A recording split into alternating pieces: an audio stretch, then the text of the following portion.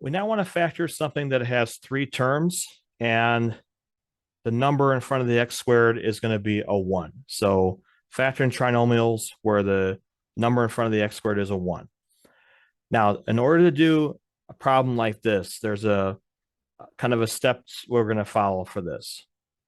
First of all, we know that these are going to turn into something that looks like this. You'll have two sets of parentheses there, and we already know what this has to be. It has to be an x and an x. So what you're doing with factoring is you're trying to find out what two things multiplied together will give you the trinomial that was given here. So I know that it has to be an x and an x because if I multiply this out first, that would be x squared. But now I need to figure out what the second numbers are going to be here. What you're going to look for is you want to look for factors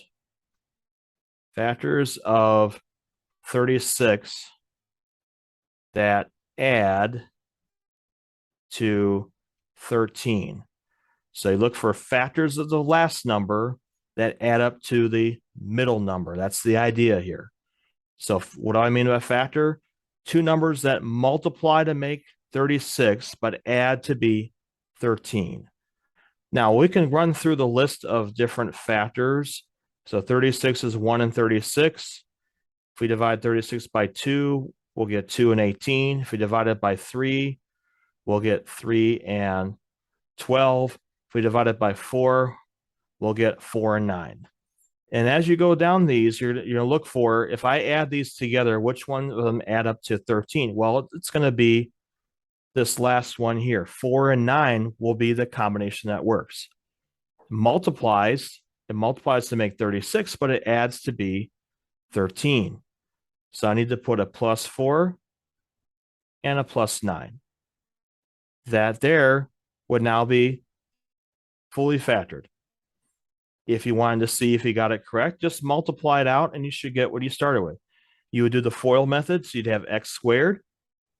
Then you would have a 9x and a 4x, which adds up to 13x. And then 4 and 9 would give you 36. So that one would be completely factored. Let's try the next example here.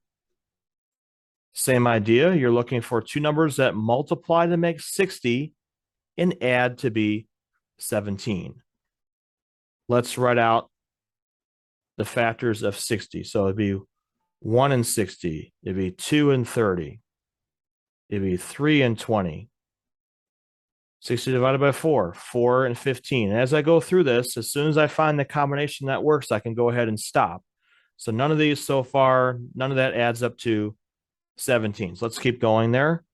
60 divided by 5, I would have 5 and 12. Now that one, that does add up to 17. So I found it. So you just take the number and just keep dividing by 1, divided by 2, divided by 3, and just keep on going to find all the different factors. So I found my combination. I have 5 and 12.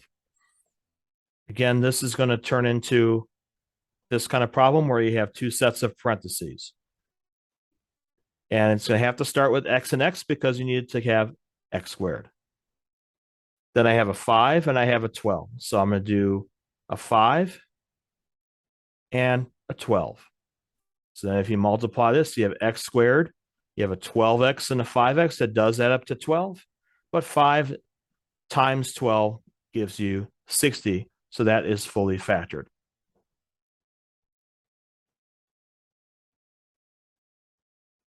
And we'll do the next one here.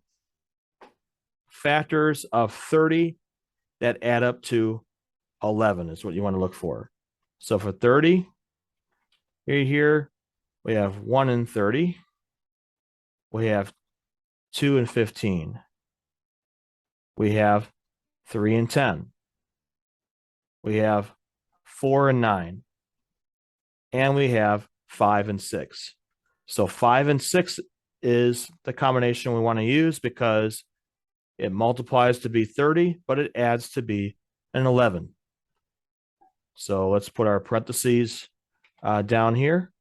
Again, it's going to be x. It has to be x and x to get the x squared. So x and x. And I have a 5 and a 6. And by the way, it does not matter which order you put these in, by the way. So you could do a 6 and you could do a 5. Makes no difference. That's still going to be considered correct because when you multiply it, you're still going to get the same thing that you started with.